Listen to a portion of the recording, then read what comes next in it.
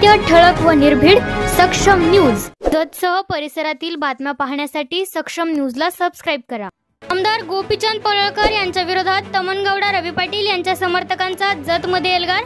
पक्षश्रेष्ठींकडे तमनगौडा रवी पाटील यांना विधानसभेची उमेदवारीची मागणी करणार। तमनगौडा रवी पाटील यांना विधानसभेची उमेदवारी मिळाल्यात जमा। टिमू येडके सोशल मीडियावर उमेदवारीबाबतचा गैरसमज पसरवत आहेत। बसवराज पाटील तालुक्यातील पडळकर समर्थक सोशल मीडियावर आमदार गोपीचंद पडळकर जतमध्ये उभारणार असल्याचे व्हॉट्सअप स्टेटस फेसबुकला ठेवत आहेत।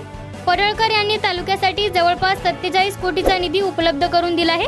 आमदार गोपीचंद पडळकर 1 जून पासून जत तालुक्यात दौरा आयोजित केला असल्यामुळे जत तालुक्यातील भाजप नेत्यांच्या मध्ये अस्वस्थ पसरले आहे।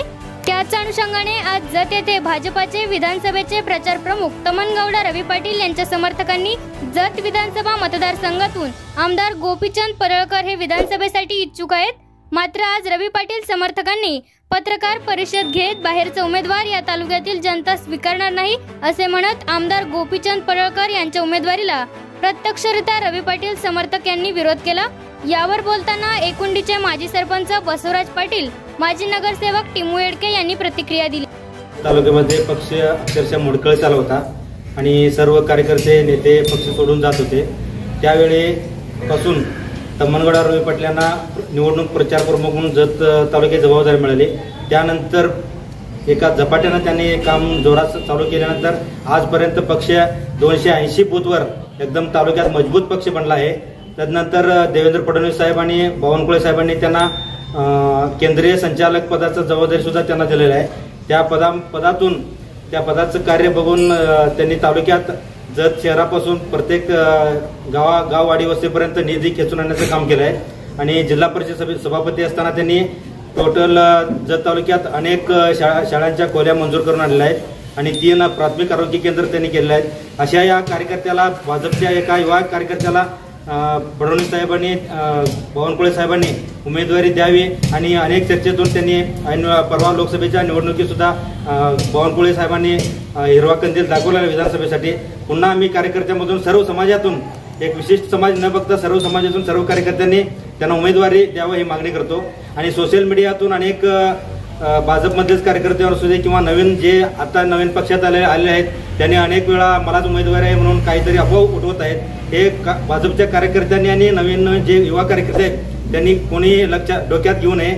उमेदवारी हे भाजपचं जत तालुक्याचं तमनगौडा रवी पाटील यांनाच फिक्स आहे आणि सर्वांनी नेटानं काम करावं आणि येत्या 2-3 महिन्यामध्ये कुणाचं काही काम असेल त्यांनी वार रूम पर्यंत पाटील साहेबांपर्यंत पोहोचावं, आमच्यापर्यंत पोहोचावं। कुणाचंही काम असेल तालुक्यात ते काम पूर्णपणे भाजप पक्षाच्या वतीनं करण्यात येईल आणि जे बाहेरचं जो उमेदवार सोशल मीडियातून फिक्स झाले आमदारकी म्हणतात तशा बाहेरच्या उमेदवाराला जत तालुका स्वीकारणार नाही। गेल्या 10 वर्षामध्ये 2 आमदार जत तालुक्यांना बाहेरच्या माणसाला आमदार करून 10 वर्ष वनवास भोगलेला आहे जत तालुका। पुन्हा बाहेरचा उमेदवार जत तालुक्यामध्ये चालणार नाही। भाजप पक्षाला आमचं एवढंच विनंती आहे, घरचा उमेदवार सोडून बाहेरच्याला भाजप पक्ष देणारच नाही। तरी सुद्धा कार्यकर्ते म्हणून आम्ही विनंती करतो तमनगौडा रवी पाटील यांनाच उमेदवारी मिळायला पाहिजे।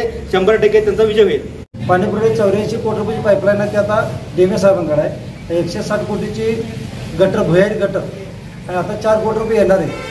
असे एकूण आपल्याला 170 कोटी रुपये येणार आहेत आणि इथून जत शहराच्या विकासाला जेवढा निधी लागेल तर जर पाणी आलं तर पुढचे 35 वर्ष शहराला पाणी पुरणार, म्हणजे काही राहणार नाही। आणि विकासाच्या दृष्टिकोनातून रवी तमनगौडा साहेबांना उमेदवारी मिळावी त्यासाठी आम्ही पक्षाला मागणी करू। आता उमेदवारी जाहीर झाले जमाच आहे तर तरी अनेकदा पक्षानं ग्रीन सिग्नल दिला, अनेकदा देऊन आम्हाला कामास सुरुवात करणार आहेत। सुशिक्षित बेतारांची संख्या वाढलेली, त्या निमित्तानं आपल्या तालुक्यामध्ये उद्योग वाढावे ह्यासाठी MIDC सारखे प्रकल्प व्हावेत आणि तरुणांना हाताला काम मिळायला पाहिजे आणि उर्वरित पाण्याचं काम आहे ते पण करते।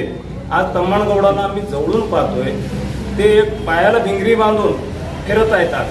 आज पक्षाचं काम करत आहेत। आम्ही शिवसेनेचं काम करत असताना सुद्धा आम्ही त्यांच्या कामावर प्रभावित होऊन एक तडफडणारा तरुण युवक आहे आणि त्यांच्या 3 पिढ्या आज समाजकार्यामध्ये आलेल्या आहेत की बाबा त्यांनी निवडून यावं, काहीतरी करावं ह्या उद्देशाने त्यांनी ह्या निवडणुकीमध्ये उतरत नाही। त्यांनी केवळ समाजकार्य व्हावं, लोकांना, तरुणांना नोकऱ्या मिळावी, उद्योग वाढावे ह्या दृष्टीनं तमनगौडासाठी आम्ही उमेदवारीसाठी आग्रही धरणार।